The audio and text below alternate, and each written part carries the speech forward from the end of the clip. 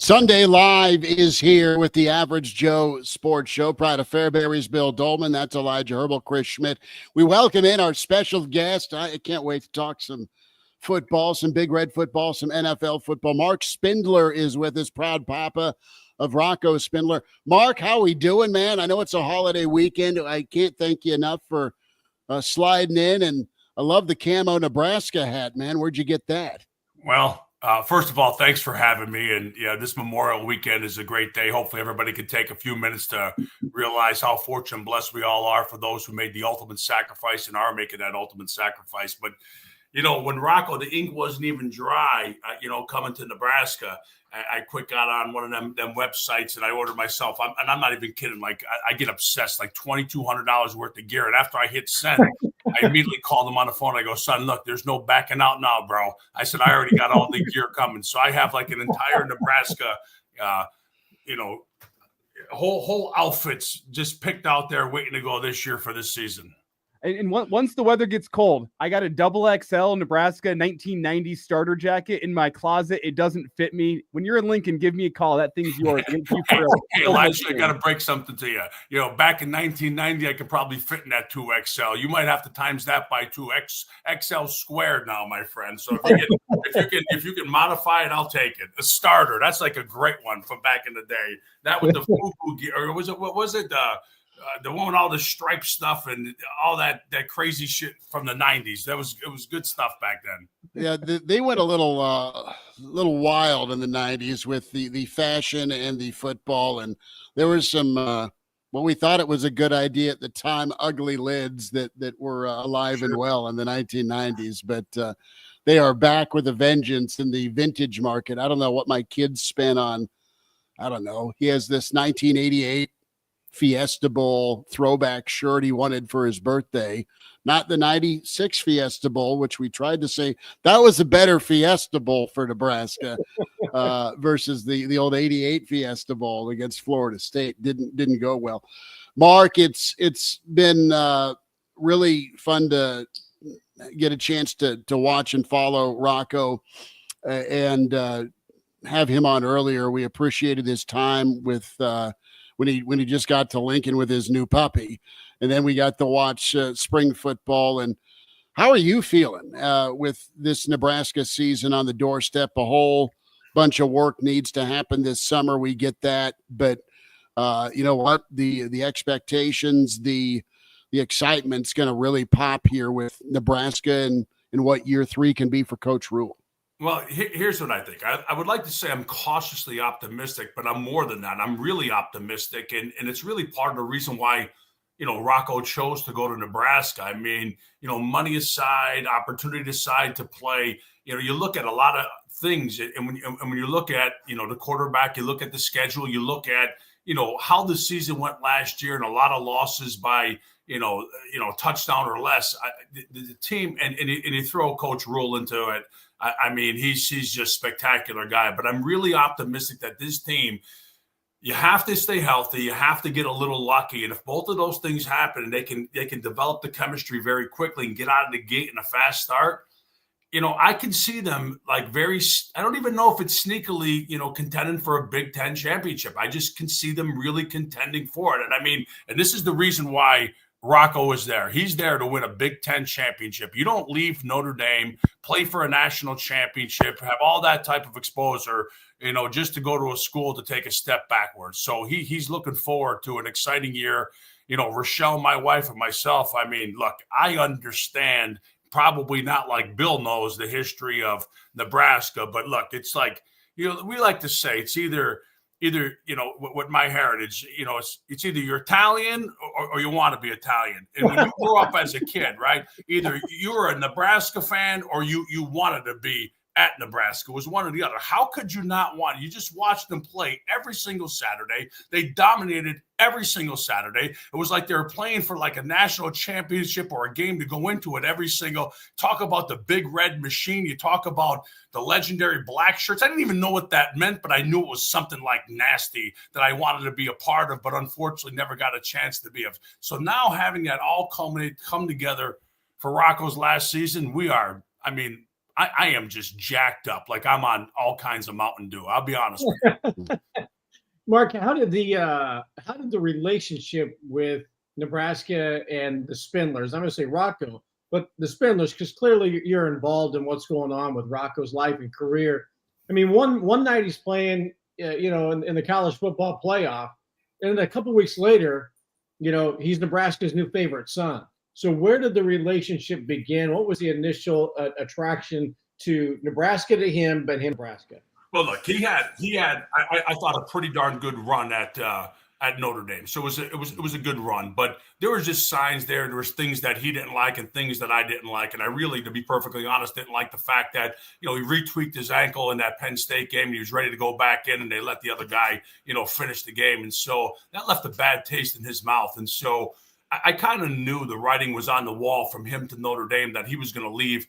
And I told him, I go, son, you're going to have a lot of suitors. And so as soon as he, walked over to the compliance office, he signed the paperwork, hit send on the waiver wire. I mean, the phones just blew up and, Coach Rule called and we had a conversation with him. And this guy, he's the real deal. I mean, this is a guy that I wish I can go back and run through the wall for, because I'd run through the wall for him today to do anything I could to help build his program to what it needs to be, regardless of what happens this season or not. And so it was very hard not to choose Nebraska over the other schools. I mean, everything being equal, and it really wasn't. There was significant money that was left on the table to go to Nebraska because of, you're leaving a legendary program, that in Notre Dame, and you're going to even maybe a more legendary program who just hasn't had the success that it needs to have over the last, 5 or 10 years, but you still don't throw that tradition away. And that's what tradition is. Tradition is something that can withstand the test of time, whether the highs are highs or the lows are lows. And that's what Nebraska is, not only from the colors, but from the name, the big red machine, and having a chance to be a part of that. I just can't see how he didn't want to be a part of it, and that's why he became a part of it. Tell me about the impact of having Dominic Raiola as the offensive line coach. I know you spend a lot of time around the Lions. You're familiar with the Raiolas a little bit. Donovan goes to Wisconsin. He's here coaching the offensive line at Nebraska now. What was that impact for you in the recruiting process? Do you know much about him and his style? Well, I didn't know much about him, but I do know, I found out quickly from him and others that he was a descendant of Harry Hiestand, who, I probably would have been a really good Harry Hiestand player because I like that rough and tumble, maybe even getting a fisticuffs with the coach if that's what needs to be. And so you either gravitate towards that style or you don't, right? But I knew, that he had the fundamental foundation from Harry, and I knew he had to be a pretty darn good coach. But when I met with him, I can see he had the cerebral side as well. So he can take that grit, that nastiness, and he can express his message without having to yell and scream or humiliate. But look, I know, that Raiola pedigree, that feistiness is inside that blood somewhere. You just don't want to make that have to come out. So when you threw all those in, and clearly, with the quarterback being his nephew, and I watched that kid, and I'm like, this kid is tough. And, whenever I got a chance to even watch him, I mean, he was getting laid out and still playing, but he still had a little swagger to him. I'm like, look, this is a good opportunity. I think Rocco really, Donovan, he really liked him. Him and the quarterback, I mean, they're getting along really, really well. So there's a chemistry there. It all worked for the best. I mean, we're really, really excited about this opportunity, and hopefully it all works the way that we plan it to work out, a Big Ten championship. Marc Spindler with us here, Sunday Live, Average Joe Sports Show. Like and subscribe on YouTube. You can find us also AJ Sports Pod, AJ Sports Radio, where you follow us. Marc Spindler, proud papa with Rocco with us here to get things going. As it's the summertime, it's off season, but August and Arrowhead will be here soon enough as Nebraska fans will descend down to Kansas City and beyond. Let's talk schedule. And with Rocco's time at Notre Dame's schedule was no joke. It's been no joke year in, year out. The experience Rocco has in big games. What's been your communication to him just in his football life with what you've experienced in your football life when it comes to the big games, the next game, because they're kind of one and the same. and how have you both kind of coexisted? You've helped him and helped grow his career. Well, I think the important thing is to not really inundate him and get too involved, right? And there's times that myself and his mother, sometimes we might at times get involved because we want the best from him, because we know, what the opportunity that he has. And, but having said that, our motto is stay healthy, stay hungry, stay humble, right? Healthy, hungry, humble. That's the Spindler motto, right? And when it comes to, when it really comes to ball games, it's really trust the process. And more importantly, it's trust your training. I learned this from legendary coach Frank Gantz, who he was special team coach. He's just one of the best coaches I ever played for. Trust your training. And if you can trust your training, right, that's it. It's just, you put the time, the effort, the energy in, it becomes unconscious competence. It happens in a heartbeat. And if you trust your training, then everything should go the way you need it to go. Now, if you're like scrambling or you have some panic on game day, well, you must not have put the time, effort, and energy in to prepare yourself to win. But I know that this kid, and I know how hard he prepares, not only in the weight room on the football field, but in the film room. And so really my message to him will always be something like trust your training, but there'll also be a little motivational sign in there. We got a little sign almost from that Christopher Walken movie where I said, every now and then, the lion needs to let the jackals know who he is. And I'm going to try to let him know that, right? Because there's a lot of deep meaning behind that for him to a lot of the scenarios he's been through. And so every now and then I remind him, you let the competition, you let your teammates, you let everybody know. Every now and then the lion needs to let the jackals know who he is. And he knows what that means on game day. Dude, you're hired. Let's go. We got the newest member of the Average Joe Sports Show joining us on a Sunday morning. Hey, schedule aside, or I guess maybe schedule included, Rocco alluded to the Spindlers are like pro-level tailgaters. Is that right? So, I grew up in the era of the Partridge Family. You guys got like this massive bus or something? Well, that was high school. We graduated. High school, we had the it's called the Magic Bus. It's still parked right outside the house here. I just can't part ways with it. So that's where the tailgates begin in high school, and then we graduated up there to Notre Dame. And look, regardless of when the game was, whether it was a morning game, an afternoon game, or an evening game, I was there in that parking lot by 7:30, cocked, locked, and ready to rock, man. and look, by those night games at 8 o'clock, I got to tell you, woo, baby, let's go, right? But we love the tailgate. I think the dynamic, and it's going to be a little bit different, unless some of your audience can kind of rope me in to allow me to straggle into their tailgates. I'd be more than willing to come over and earn my keep, so to say. But I think we came out, we tested it, we came for the spring game. Found out how far our walk is with the hotel. I've scouted out a lot of the establishments on the way from the hotel to the place. And then it's my understanding that this might be the first year where some alcoholic beverages might be allowed inside that stadium. Is that true?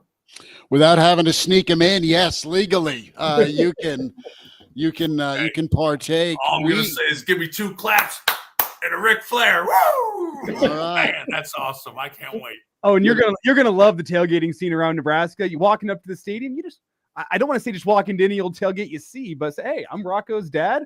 Here's a Busch Light, sir. I got to tell you, this is the first time I thought about doing this, and I'm not big into this. Like, I'm not into, people have their things, these man jerseys they wear, they have their name on it, your kid's name on it. My wife, she gets dressed to the nines and she looks good with all her, Nebraska gear on already. She's got all her gear as well, right? But this is the first year I was thinking about, like, see, I got to walk right next to her because, like, she's the eye catcher. I got the size, and then all of a sudden they see Spindler on the back of the jersey. That's how you kind of infiltrate your way into the establishments, right? So, but I thought about actually putting like a little name or a number on the back of mine, so now we got the billboard version of like, hey, are you Rocco's dad? Yeah. Hey, can I get one of those beers? So, hey, I'm all for it, man. Look at that. I'm wide open here. You guys got a tailgate you need me to be at? I'll be there. Have beer, we'll travel. Okay, we're gonna book it now. We got a shout out.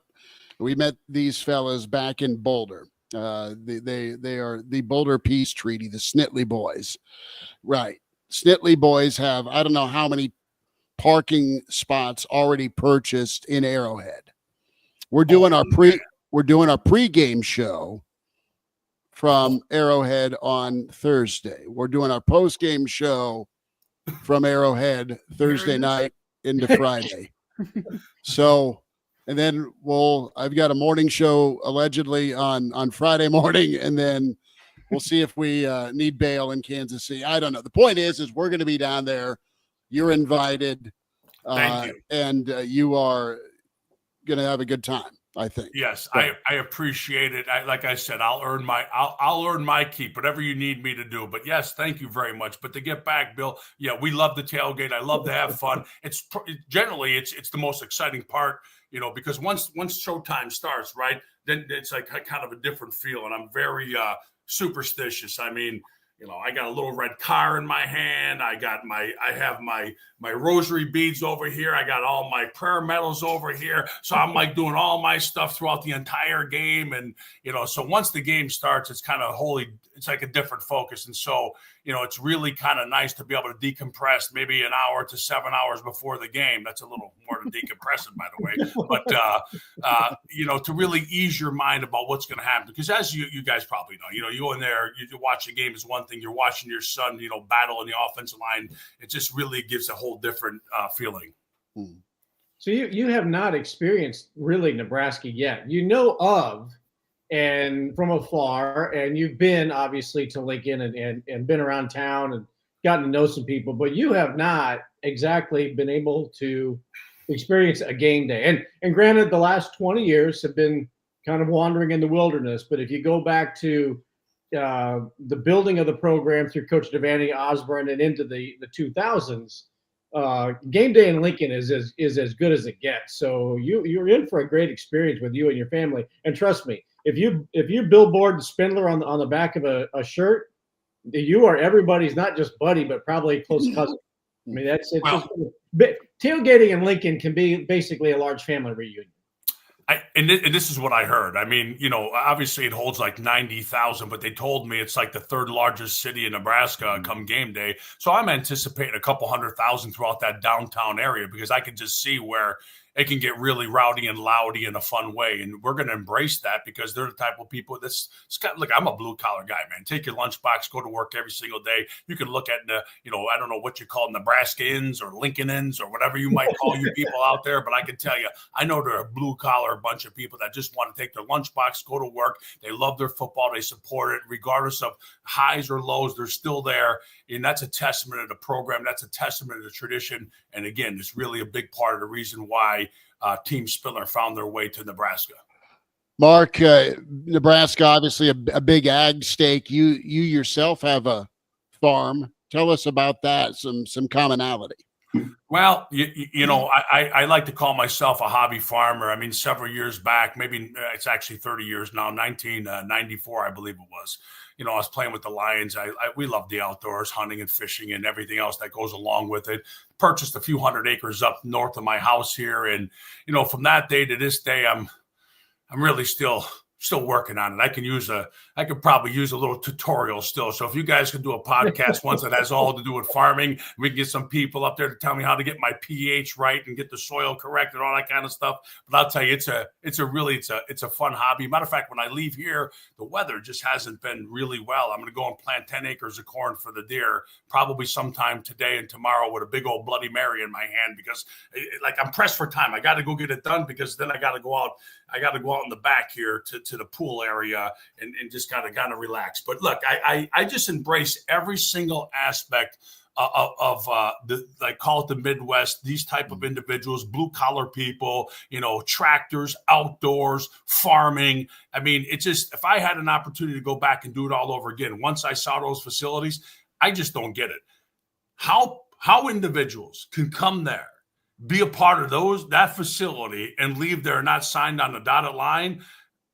Matt Rule might need to hire me to be the closer to get the deal done, because I can tell you this right now, if I got someone in my crosshairs in that facility, let me tell you, they are signing on the dotted line. They will not leave there. I'm telling you right now, because that place is just incredible. I mean, I don't think there's a better place in the country, is there? it's amazingly impressive. The work that went in to get the training facility, the football facility, and it's the latest and greatest. But I think there's a lot of calculation for sure, Mark, that went into it. I mean, Nebraska built their advantage on strength and conditioning for decades, and now you have this facility. You still have great strength and conditioning, but a lot of the advantages being on TV, walk-on program, we know it. It's a different era of college football right now. Yeah, but you know what? I really believe Nebraska in schools that are built that way, that have these facilities that are already built, these $100 to $200 million facilities, they're going to have an advantage in the future. And the reason why I'm thinking is because now all the additional money that you're going to have, it's going to have to go to pay players. You're not going to have as much money to invest in facilities now. So you're going to have to pick your poison, right? So am I going to take this money, I'm going to pay these players, or I'm going to pick this money to kind of sway these players? Because if you don't have the facility, and you can have the money and not the facility. You can have the facility and not the money. Well, now Nebraska has the facility and the money. Everyone doesn't have the facilities, guys. I'm going to tell you that right now. They don't have even Notre Dame doesn't have the facilities, folks. It's like it looks like a high school gymnasium compared to the place that he's getting ready to go embark on. And again, I'm not being disrespectful. They're building something new right now, but that facility in itself, with that tradition, that history, and a guy like Matt Rule, if they can put some wins together and some winning seasons together, I can see this team contending in the Big Ten for years to come. I really believe what's out in front. I wish Rocco had several years to play for this guy in this organization. Well, as great as the facility is, facilities don't win games. It can help you. The work you put in the offseason, what do you want to see from this team from a micro standpoint in 2025? What little things are you going to be watching for to determine how good this team is going to be early in the year? It's really simple. Discipline is the greatest driver of success, period, in business and in life. So you got to have a lot of discipline, right? We already know the toughness is going to be there because of the type of the kids that they recruit. It's going to be chemistry. How quickly this offensive line can come together. Because I don't know if you guys have taken a look at this offensive line. There's some pretty darn good talent on this offensive line. And if that chemistry, if that's the most important. You hear Rocco say 5 play as one. That means they're all on the same page together and they're selfless, not selfish, right? So if they can do this and they can protect this quarterback, they can run the ball and allow this kid to do what he does, throwing the ball and move around in the pocket when he needs to. I think this is good. That's what's going to have to drive this team to wins, right? You're going to have to win with your offense, win with this offensive line, being able to run the ball and throw the football. But chemistry is going to be the key. Have the discipline not to make dumb mistakes, the chemistry to come together quickly and get on a roll. Because if you get on a roll out of the gate and you win some games, even some of the close ones that maybe you were behind, you come back and you win, it just, that confidence just starts to really, really exude where the point where you don't think you can lose regardless of what the circumstances are. And if they get that mindset going with this way the schedule plays itself out, like I said, going into the Michigan game, look, I'm going to knock on wood and say, look, that should be a really big, it should be a big, big, big game for them, right? Not just because it's Michigan, just because of where both programs are at that point in time. Get through that one and then make your way down there to Happy Valley and ruin a whole bunch of PSU people's days. I can tell you a year right there. I tell you, I love James Franklin, but there'd be nothing better to see myself be a part of ruining 2 years in a row for that guy. That'd be great. But I do love James Franklin. I think he's a great coach. Just makes big mistakes and ill-advised decisions at certain times. Let's just keep doing it when it comes to Nebraska. Mark, I got to ask you, given your background in the NFL, and we were alluding to it just a moment ago, that this is a facilities and it's a money game now, right? X's and O's are great. Talk about the discipline, but it just dawned on me, given your NFL background and you've been in the game for 100 years, to see Nebraska's hiring of a Pat Stewart, who's got a background with the Patriots and the Eagles, and Nebraska moving into the era of college professional football as opposed to just college football. How significant do you think it is to hire somebody like that with that pedigree to be helping lead Matt Rule, lead Nebraska into this era? I think it's significant, but I also think it's like you have a title, you have an understanding, you understand how the National Football League game worked, and these guys are having to figure this out, at the college level. And I believe, regardless of who the person is, there needs to be a person, there needs to be a team, actually, in my opinion, to not only know how to spend the money, but spend it strategically. All right. And whether that's, making commitments to high school guys, guys that are already in colleges, guys that are, grad, you have to be able to figure this out quickly and to be able to manage what I guess we're going to call a salary cap, right? So it's integral. And I think it's, it's going to be a critical part of the growth of a lot of different programs, right? Because it's just not about, think about this, guys. If it was just all about the money, right? The New York Yankees would, and I'm a Yankee fan, by the way, they would have another 25 pennants and world championships to go with it.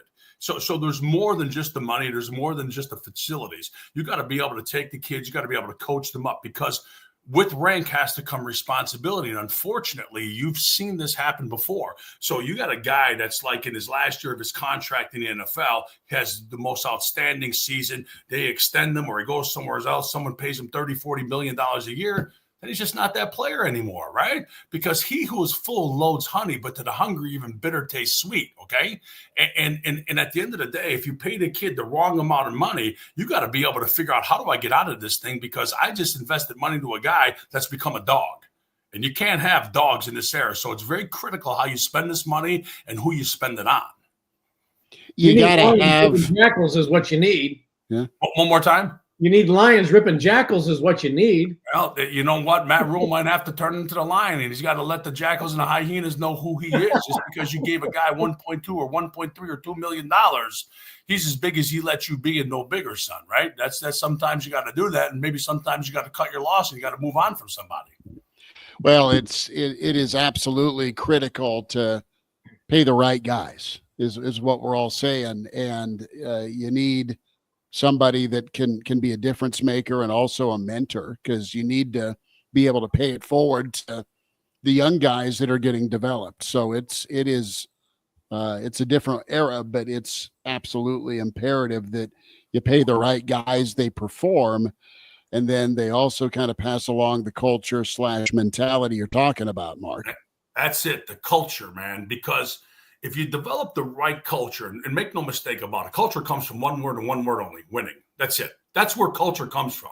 Okay. The more you win, the better culture that you have, but you have to have the right individuals in the locker room. And I think this is why Nebraska coach Rule goes out and gets a guy like Rocco Spindler, right? He's not only graduated in 3.5 years, 3/4 the way through his master's degree, 2-year starter for Notre Dame, played in every championship game. He knows how to bring that humility portion as well as the winning portion of it to a program that might not have won at the level, right? Now, here's a guy, he's not only going to get paid money, come in, listen, guys, he wanted to come and play in the spring. That's the whole deal. I mean, that's a guy right in itself. He didn't have to come until the spring. He could have came after spring ball was over. He wanted to go through spring. So that kind of tells you about who he is. But furthermore, it's like when you should be able to be this leader that people see, like, look, this guy has a lot of this experience and call it notoriety coming in from off the street, but yet look how he conducts his business. Whereas maybe some other guys, they come from big old programs, they get paid big paydays, and maybe they're perceived as, being a little lazy, and the eye sees all of this, right? So this is how you build your culture with the right guys, and then winning helps that, right? And the more that you win, and the more you win the right way, and the more you have the right person running the ship, that being Coach Rule, the better it all gets. But yeah, its culture is so important, because with the culture and with this money right now, you want individuals to say, look, I understand you're going to pay me X amount of dollars, but they can't just go in that transfer portal the next year and the next year after that, right? You do have to go out and get a couple of hired guns every single year. I mean, that's just the way it's going to be. And if they're available, take them. But what you also have to be able to do is be able to take that freshman or that sophomore that you pay good money to and has a great year, keep them for year 2 and year 3. If you're not able to do that, then you're going to have problems developing what's the consistency, right? If you don't have the consistency, it's going to be hard to win. Mark, we spent a little bit of time before the show talking about the Lions. Obviously, you played there. You spent some time in the radio side of things there. you've seen that culture flip there under Dan Campbell. I mean, they were the doormat of the NFL for a decade. Then Dan Campbell comes in. He says it in his first press conference, like, we're going to get knocked down, but we're going to get up. We're going to bite kneecaps. We're going to take pieces of you as we get up. We're going to keep on staying in the fight. Have you seen that culture flip, and how can you look at that and kind of compare it to what Nebraska needs to flip under Matt Rule? That's that blue collar, take your lunch back to work every single day mindset, right? Having a plan, work the plan, having a plan, work the plan. When the plan doesn't work, you change the plan, right? And so Dan Campbell, is this blue collar type of guy that comes in with that type of mindset, resonates with players. They call this kind of like a player coach. But what Dan Campbell has is exactly what we talked about. I mean, he has a nastiness about him, and he's going to let these jackals who are on that team know who the hell he is. And then he's going to promote a whole bunch of younger lions and say, you guys are now going to hold the rest of these players accountable as well. And that's what it comes back to, right? That's what leadership is all about. It starts at the top, but you also have to have players who embrace this, that then hold each and every one of their fellow players accountable, both on the field and off the field, right? And that's where your culture now begins. But by the way, it's never going to begin if you don't start to win. You have to win, folks. It's hard to develop. Hey, we have the best culture in all of college football. Yeah, we're 7-11. No. It's not going to happen. You have to be able to win. But it all goes together. The discipline, the consistency, the culture, the accountability, right? It all focuses in one big formula of that's how you build a really great team. You win, you get buy-in, and it just kind of self-fulfills, doesn't it? Yes and no, right? It does, right? That's, you got to win. If you don't win, it's hard to get the buy-in, but sometimes you got to get the buy-in to get the wins, right? And that comes from the head coach, and that comes from some of the other players, right? You got to get players to hold other people accountable to do their job. So when someone gets beat over the top, they're going to come back to that huddle. It's not going to be, hey, I'm sorry. No, it's going to be like, you're sorry. Now you owe us one. You owe us a play. You owe us a freaking play. God forbid, Rocco, he gives up a sack. Listen, you owe me, man. You owe this team now, and you better find a way to make it up between now and the next 38 minutes of this football game. That's accountability. And if you all think the same way and you all work the same way towards the same goal, you all have this same mindset. And that's where, it takes some time to build. That's why you say Matt Rule is in his third year. That mindset should be developing down through this team now. That accountability should be developing down through this team now. And there should be leaders at the top of that pecking order that holds those individuals accountable, both on the field, because it's just as important as you hold them accountable off the field. What are they doing on Thursday nights? Where are they going? How are they handling their business? Are they out of control? Are they representing the University of Nebraska, its legendary program, and their team, and they're building the team to win? Right. And that's taking care of business off the field as well. And if you have the right people in place, the right leaders that hold people accountable to that, then people then hold themselves accountable to that standard.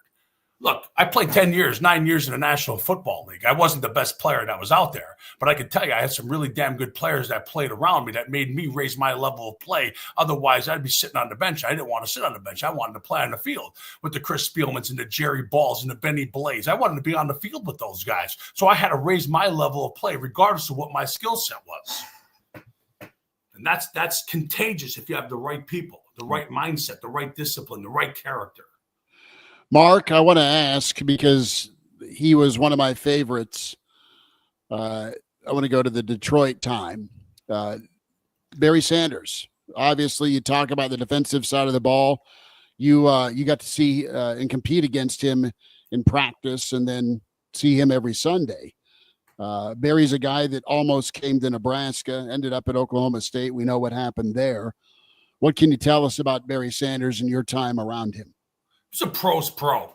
He let his actions speak so loudly they drowned out his words. He wasn't that vocal type of guy, hardly said anything, but the way that he practiced, the way what he did after practice, he always put extra time in the weight room, put extra time on the football field, but his play on the field spoke volumes, right? Let your actions speak so loudly they drowned out your words. And that's the kind of guy that he was. And I got to tell you this, folks, this is some of the funniest stuff you ever hear. I mean, so we got legendary coach Lamar Leachman, right? I mean, he's a Southern guy down there. Yeah, boys, we're going to do this, we're going to do that. And so every time we came off the field as a defensive line, I mean, he sat on that bench. You know, he had a chalkboard and he had the headset on, and we all had to sit there, and he was going over every single play, all this kind of stuff. Look, you got the Jumbotron, you got Barry Sanders that is going out in the field.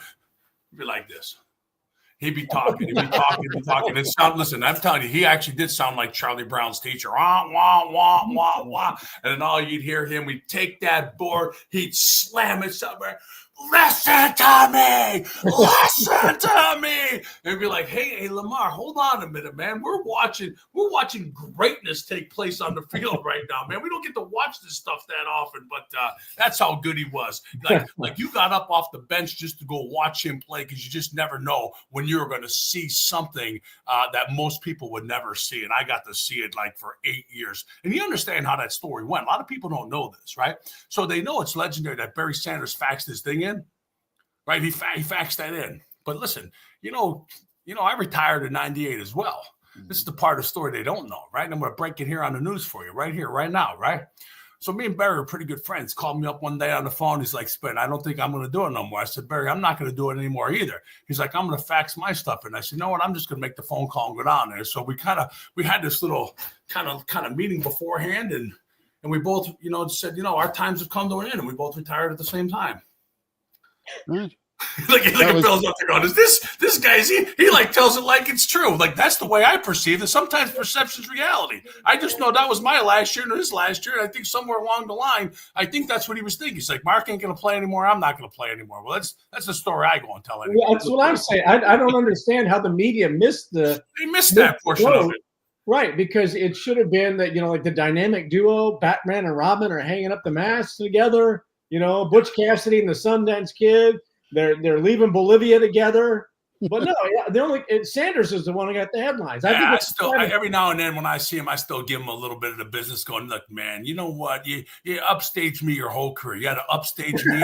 Like I retired too, man. He's like, well, sorry, man. I didn't really. That's why I faxed it in. I wanted you to have your day in the sun. But again, the media gravitated towards Barry Sanders, not me. The blue collar guy. He didn't get his due. Anyway, I'm here. He's not. Well, line play just isn't sexy. That's the thing. Running back, quarterback, that's all sexy. Line play's never going to be sexy. Yeah, that's what they say. That's what they say. But it's a travesty. Very great player, though. Great. Yeah. I have great memories watching him play. I can still visualize and see him doing some of his stuff that he always did. All right, before we close out the window on the Lions here, I guess that's the question. How open is the window for the Lions to stay on the trajectory that they've been on? With Dan Campbell, Jared Goff, there've been a couple of magical seasons, but those windows in the NFL don't stay open long. This guy in the top left-hand corner, he gets it, man. You get it there, Billy boy. I'm telling you.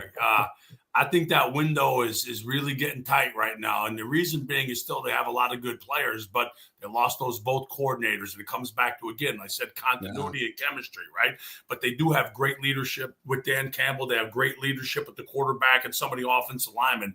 But I do believe that window is closing very quickly, because not only does your talent begin to change, you start to get older. Players are not the players that they once were. And I hate to say this, but other teams around you just get better.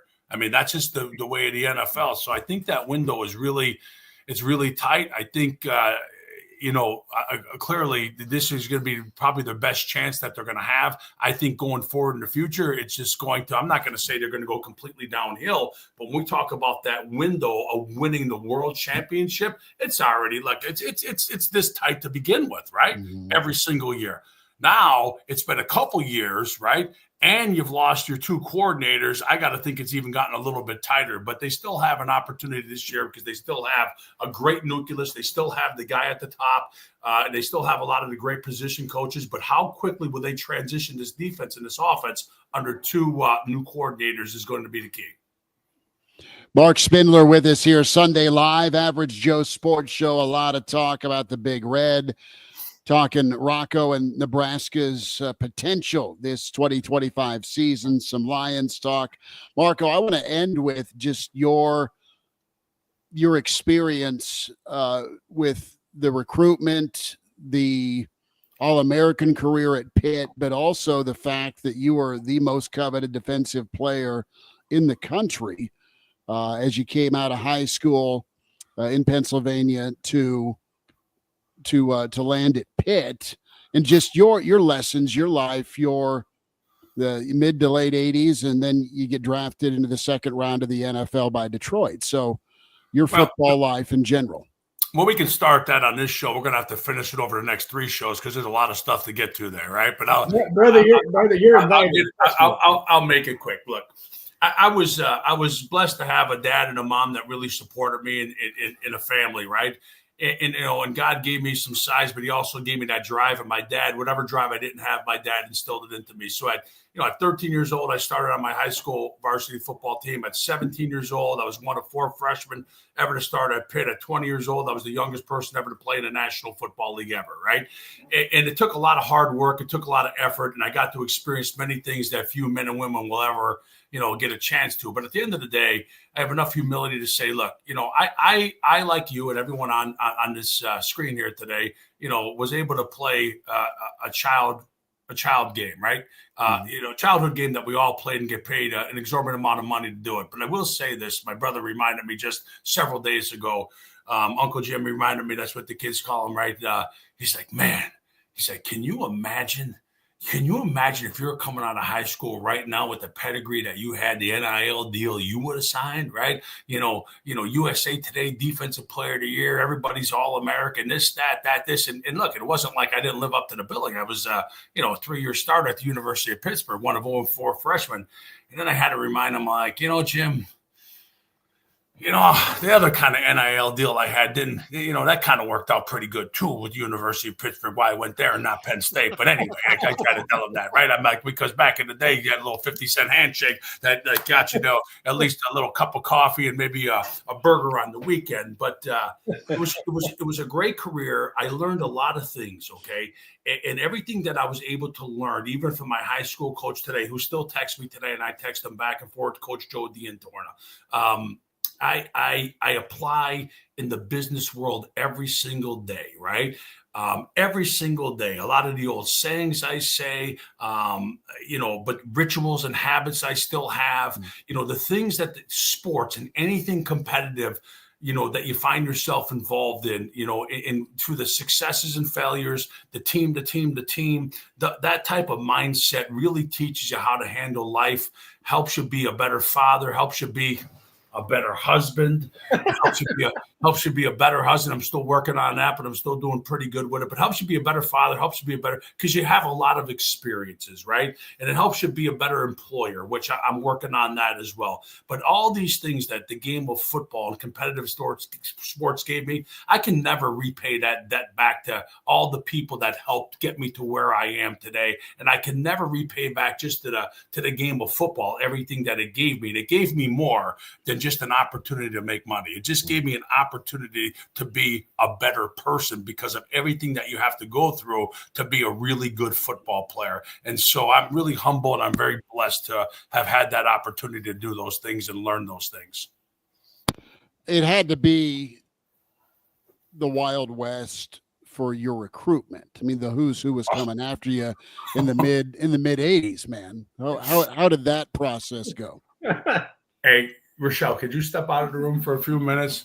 Let me just say, let me just say, did you ever see, you saw the movie Step Brothers, right? Yes. Oh, yeah. And you saw when they were on the boat and they were singing, the song that they were singing. Yeah. Let's say that was the version of my recruitment, right? So they took me out of Scranton, Pennsylvania, and every opportunity was bigger, faster, stronger, whether it was, limos or hotel rooms or, suites and these type of things. I mean, they really rolled out the red carpet back then, pre-NIL. Like a lot of people said, I took a pay cut to go to the NFL when I left.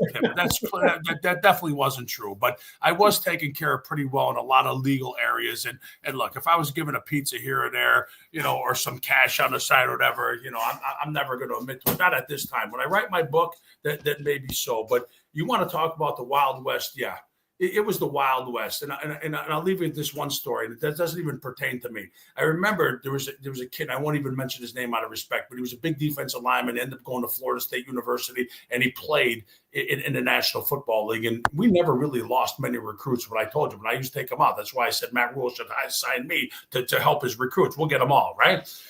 But he came downstairs from the hotel, and I'm like, hey, man, everything good? You ready to go? He's like, man, it's been a great trip. He's like, there's just one problem. I go, what's that? He's like, the tooth fairy didn't come. I go, huh? He's like, the tooth fairy. I woke up in the morning, I looked under my pillow, and there was nothing there. And I was like, oh, we ain't getting this one. And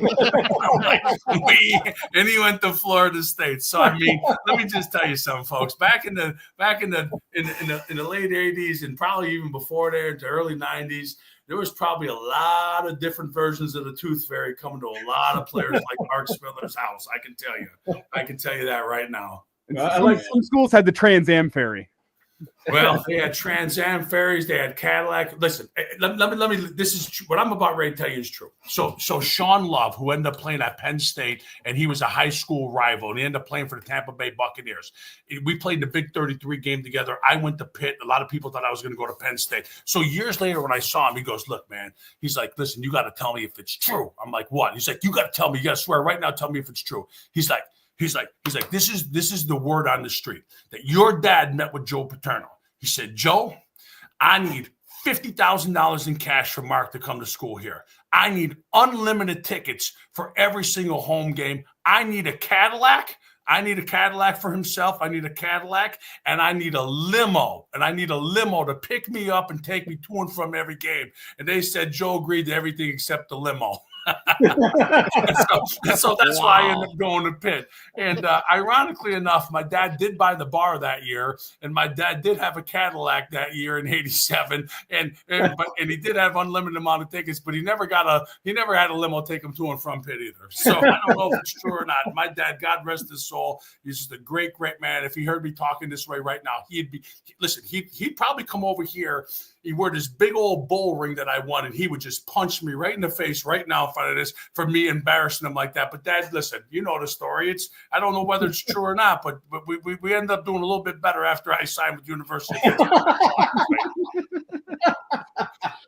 I love 80s recruiting stories. They are the best. God, listen, we get together. I can share a lot. The After Dark Average Joe sports show. The After Dark version. Yeah, the tailgate edition from Arrowhead. The tailgate edition. Mark, this is awesome. Listen, let's do it. Listen, just reach out to me ahead of time. I think we go out there. What is that game? A Thursday to Friday? What is that? Thursday night, 8:00 kick, ESPN. Yeah. I think we fly out Wednesday, right, Rochelle? Yeah, we fly out, I think, Wednesday. And so Thursday, I would be up for, no doubt, getting over to the stadium and doing a little tailgate. If she doesn't want to participate, she could, when she finds out that these guys have the hot tubs and stuff all around that stuff, then she'll probably show up earlier than normal. We'll make sure she gets the limo. All right. We'll get her the limo to and from. But guys, anytime, I appreciate it. And I'm looking forward to a healthy, happy, hungry, humble 2025/26 season, and this really can't wait to embrace the Go Big Red personality and mindset. We're really looking forward to it. I think people are going to love Mark and Rochelle more than they're going to love Rocco, and they're happy to have Rocco in a Husker uniform. But this has been fantastic, and everything we hoped it would be, and we knew it would be when we invited you to be on the show. And I can guarantee you that this will not be the last time. So I guess we'll just see you next Sunday. I look forward to it. Anytime you need me, just let me know, okay? I come cheap, just like a few Bloody Marys and a burger and a beer, and I'm good. Well, done and done. Mark, you take care. Have a great rest of your holiday weekend. Best to you and your family. Thank you much. Thank you so much. All right, bye now. There he is. Marc Spindler with us on the Average Joe Sports Show. Our dear friend Gary Sharp, he has been doing some heavy lifting with PA work with the Big Ten baseball tournament. So Sharp, you'll be with us next time. Big thanks to Mark and his ability to entertain, but also just kind of tell it like it is, fellas. That was fun. I'm giving us almost an hour of his time on a Sunday morning, and that was pure espresso to the vein or to the on the Sunday morning. That did not disappoint. That was good stuff. That dude has Average Joe written all over him. So I'm sure that he will be joining us frequently on the show this next season and maybe beyond. I mean, he was terrific. He is a throwback, clearly, but just even from a mentality standpoint of how a team needs to play, how a team needs to perform, and the accountability part. I mean, it sounded a lot like the Peter brother / Wistrom / Pipeline era, to be honest. How they went about their business and how they need to go about their business, just from a player-led standpoint. And that's some of the good feels Coach Rules talked about. That, all right, it feels more player-led. And if that's the case, you talk to any coach and every coach, that's what you strive for. He's a culture guy. And if Rocco is like Dad and can infuse that into the program, then he will have paid benefits to Nebraska far beyond just what he can do, right guard, and playing out one season of football. You got to have somebody that can have a lasting legacy and not only play at a high level. But I really respect that the culture that he's talking about. And you're right. There's a Pipeline-esque, a black shirt-esque mentality to him. And if Son brings that, and he could be more than just a one and done, one season, but there could be a lasting legacy there. Obviously respected Donovan Raiola. That was, I think, really encouraging to see that they understand his lineage and his mentality in terms of how he coaches. And we've all kind of heard that. But to hear it from somebody like Marc Spindler, and we heard a little bit from Rocco too, that there's a great deal of respect. And I think we've talked about it on this show for the last couple of years, that the fact that Donovan Raiola was kept over on the staff was not just because he was the uncle. There's something about the way he relates and coaches his players, and the people who have coached him and have taught him the business, in addition to having a pretty high level brother, right? But I think that we've never heard anything negative about Donovan Raiola, and to have somebody like Marc Spindler just put his stamp of approval on it as well, I think it's very reassuring. Not that we needed to be reassured. I think there's an opportunity in a prove it year for the offensive line, and you're waiting on some of these younger guys to emerge. In the meantime, though, you've got a whole host of experience that's back on the offensive line, and if it all comes together, it's necessary, but it's going to be a great thing, because if you have the lines of scrimmage, hold on. Sorry, the Labradoodle emerged from downstairs, and she was on row 3 going towards the vodka again. Forgive me, but Happy Memorial Day weekend. Happy Memorial Day weekend. But no, if they kind of do what they're supposed to do, that is an exclamation point. It's an advertisement. And it's also a sign of potentially good things to come for what's waiting in the wings on the offensive line. And speaking of culture here, is this a good time to flip it over to Husker Baseball and the culture that they've been showing within their team through this Big Ten tournament run? It really is getting back to almost a gritty beats pretty mentality. That team has been gritty all week long. It's been a fun watch this weekend, hasn't it? Oh, it has. It reminds me of the Arkansas regional a couple years ago. That team that was the bluest of blue collar teams Nebraska baseball maybe has ever had. Didn't get to the CWS, but everybody thought, okay, that's what a Will Bolt team is going to be like, and they have not recaptured that until the last month. And I'm not big into one moment makes a difference, but ever since Will Bolt got ejected from that game on April 29th, this team has been different. And they've not won every single game, but they have fought in games where they had a chance to win. And for the most part, they've come through with it. And they've had some good fortune that drop the foul ball, the drop fly ball of the Michigan State game. I mean, that is that's amazing that happened at that moment, and they took advantage of it. They could have, well, we get to the 10th and Michigan State's motivated. No, they took care of business in the 10th, and then they've pretty much dominated the last couple of games they played. So that pitching staff over the last month and a half or so, and there were some younger arms that had to take some lumps. They were had to establish things post McConaughey's injury, who could step up and handle the load. That pitching staff as a whole really feels like over the last month has started to embody that Childress mantra, which is you're going to go up there and you need to have some juice as a pitcher. You're not always going to have your best stuff, but you got to go compete. You got to go be a dog on the mound. And you have guys, and I'm saying that in a good way, a positive way. You have guys that embrace that right now on the mound. I mean, Brockett yesterday against Oregon. Obviously, it helped that Swanson goes yard in the first inning and gets that crowd into it. But the compete level that he showed on the mound yesterday set the tone for the Husker baseball team. I mean, you've been seeing it through the Big Ten tournament. I've been really impressed with how that pitching staff has embraced and embodied what Coach Childress wants his pitching staff to be on the mound. I've been really happy for Christo. I mean, he has been lights out, and that's a good way to end it, to try and help will your team to postseason play and one game in front of them. It's been exciting. The Nebraska fan base needs to be commended with their turnaround on a holiday weekend with the weather the way it's been. And it's a 12th man, to be honest, and it's going to be off the hook today for Nebraska UCLA. One game, one chance, one shot, and you get you do what you should have done all year, but better late than never.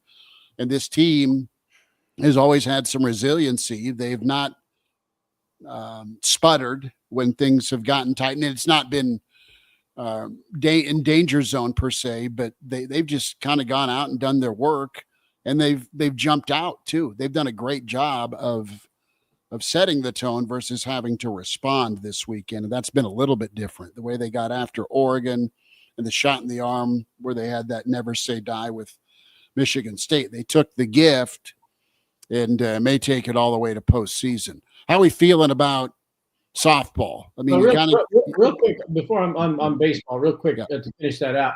And this kind of goes to what we've mentioned in the past about conference championship tournaments. And it's really symptomatic in basketball, where those teams that are going to the NCAA tournament and, they're already looking ahead. And if they don't win it, that's fine. We're going to go play for the national title. Really in the Big East and the ACC outside of Duke and North Carolina, let's just go through this as the formality and let's get to the big dance. There could be a little bit of that at play with Oregon and UCLA today. These are two teams that know they're going to the College World Series. They have probably been managing their staffs, their lineup, tweaking and getting ready for the call that they're going to get to the NCAA tournament, right? Nebraska is fighting. I used to see this many, many years, when I was doing the Mountain West tournament in basketball or baseball or whatever. There's only going to be maybe one, maybe two teams get in, and the other two or three that have a shot fight like hell. Tim Miles had a Colorado State team a few years ago. More than a few. 15 years ago or whatever it's been now, that fought like hell, because the only way they were going to get into the NCAA tournament is if they brought every weapon that they had in their arsenal and used it and emptied it and fought and got into a position to get there. Right? Nebraska is that team right now. UCLA, Oregon, they're already trying to figure out who's going to pitch what day in their opener in their regional. And now for UCLA to have to turn around and go, we got to turn on the mentality, boys, because we got a team that's really going to fight. Are they going to have the same kind of fight that I anticipate Nebraska? And as we talked about on the show last week, and the fans have been good. It's a cavernous facility, but still 5,000 or 6,000 or maybe 10 or 12, however many will be there today. However much that crowd can bring energy to a team that's playing with energy, I think Nebraska has a mental edge going in, because I think Oregon is like, We got to do it one more time before the phone rings. Right? Yeah. Nebraska is fighting to get the phone call. Yeah.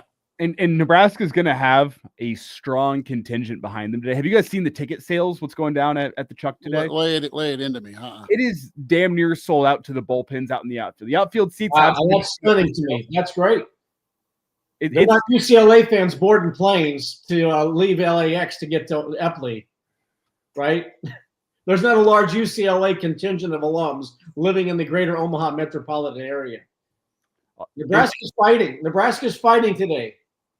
That's the difference. They're fighting. The fans are going to show up. I went out to breakfast with my family this morning. That's a Husker baseball shirts there. And I wonder where you guys are going after this. Up to Omaha is my guess. There's going to be plenty of Husker fans there.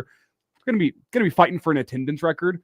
I mean, last year you had the stupid 9 a.m. start that killed the fan base just a little bit. Getting up to Omaha. It is prime time for a baseball game today. Husker fans are going to show up in droves. It's going to be loud. You had Swanson get the fans going yesterday against Oregon. I don't think you're going to need a moment like that today. Those fans are going to be ready to go from first pitch. They're going to be behind that team. It's that little advantage that Nebraska's going to need. What's UCLA's care level? We'll find out. We know Nebraska's going to care. We know those fans are going to care. It's going to be loud at the Chuck today. Softball. What happens, Bill? What happens, Elijah, as we wind down a Sunday Live? I don't know. That was an incredible game yesterday. Friday was magic as well. Now, I haven't seen the announcement yet, but you got to go with Jordy for a third straight day, don't you? Absolutely. Yeah. No question in my mind. She's going to get the ball. She's the heart and soul of the team. She's the reason why you're here. You give her the ball. Pickens also threw 100+ pitches yesterday. Pickens has thrown more than Jordy has. Yeah. Well, yeah, they pulled her early on Friday, I think, to keep her fresh for the rest of the weekend. She didn't have her best stuff. She had her best stuff yesterday. You saw what it was. I mean, it is one of the best pitching matchups you will see in softball. Not talking just this year. Generality, like if you watch softball, this is one of the best pitching matchups you'll see. You have Pickens, who's breaking records with what she does, throwing 79-mile-an-hour fastballs from 40 feet. And Husker softball team is battling like hell in the box. Flip it around. That Tennessee lineup is dangerous, and Jordy has kept them in check all weekend long. It's going to be another one of those types of games. I'm not worried about the pitch count for Jordy. She's got the fire in her. Give her the ball and say, go take us to a Women's College World Series. And I'm sure Tennessee is going to say the same thing with Pickens. It's going to be another dogfight today. I think it's going to be another low-scoring game. We'll see who comes out on top, but man, it's going to be a fun one out in Knoxville because both of those teams are going to fight like hell and both those pitchers are going to fight like hell. Well, Can't wait for a good day of ball. It's just going to be awesome. Go ahead, Bill. Sorry. Well, I was just going to say, I think Nebraska's got to get out to an early lead. I mean, when they've done that the last 2 days and been competitive in the first inning, but Tennessee scored 2 and Nebraska comes back and scores 2 yesterday, and Nebraska couldn't, crack that 3-2. That was in the third or fourth inning when it was 3-2, and Nebraska just couldn't get past Pickens. But I think Nebraska has to have offense early, and even if it's tied or whatever, but if the bats are quiet early on, then they're going to press. And you saw that yesterday as the game wore on against Pickens. They were pressing and they were striking out and striking out and striking out. That's what I think Nebraska has to do in Knoxville. Baseball, boy, they're just going to throw everything, see what happens. And good on them. Good on. And it hasn't just been a week. This weekend, they've been doing it since the end of April. Nebraska's won 5 series in a row in the Big Ten. They fought their way to get in. And my God, if they got into the NCAA tournament by winning the Big Ten, that would be amazing for the baseball team to do that. But good on Will Bolt for having this team end the season strong. Yeah, let's see if Rada can get back to OKC. That'll do it for the Sunday Live Average Joe Sports Show. Like and subscribe. Tell a buddy. We'll try and get some clips up of our just fantastic sit down and chat with Marc Spindler, proud papa, a Rocco Spindler, real throwback dude, loves football, loves family, and smiled when he said either are Italian or you wanted to be Italian. One of his many nuggets of wisdom and insight and, of course, opinion today on football and how it needs to be played. I don't think that's the last time Marc Spindler is going to be on the show. No, it's fun, man. It's fun to get connected with him, and pretty happy to make his acquaintance on the pod, and Happy for it. Black Hills Brandon is in. Coach Brandon's in. Coach Brandon, loved the interview. Captain is here. Appreciate you, Captain. Ken was in. Josh was here. Cliff from Florida was in. Steven checking in, as well as Justin was here. Justin, thanks for checking the Sunday Live. Jake was here. Mike was in, also checking in. The Snitley boys, part of the Boulder Peace Treaty. We'll have a hell of a good tailgate set up there with Mr. Spindler and his family, we presume, for Arrowhead. Crew was here. The other Dave, the other Brian, Joseph in with his Apex Husker jacket, 5 is 1. Vic in from Denver. Big Al, shout out Big Al. Good to have you. Dave here, and the real Matthew got us going. So we'll be back on Tuesday, off tomorrow. Hug your loved ones for sure, and remember those who served and paid the ultimate sacrifice for sure, for sure. Bill, appreciate you making time. Elijah, thank you for coming in, and we'll talk again. Like and subscribe the Average Joe Sports Show, Spotify, iTunes with the pod, and also on YouTube. Can catch us 7 days a week. One more thing. Yeah, if you're catching us late here and you missed anything from Marc Spindler, hit that rewind button. Go back to the beginning. That was 40 minutes of gold. Put your head through a brick wall because he fires you up that much. You don't want to miss anything from that. And if you missed Rocco's interview with us a couple months ago, scroll back on the YouTube channel. Go find that as well. The Spindler family has been great to us. Some great interviews, some great insight from both of those two. So go find Rocco's from a couple months ago. If you missed anything from Marc, hit that rewind button. Go listen to all of that. You don't want to miss anything from that. That was incredible. And hat tip, it was a pleasure having Marc Spindler on this morning. We thank him and his family for taking time. We'll talk again on Tuesday. Back with you on the Average Joe Sports Show. Thanks.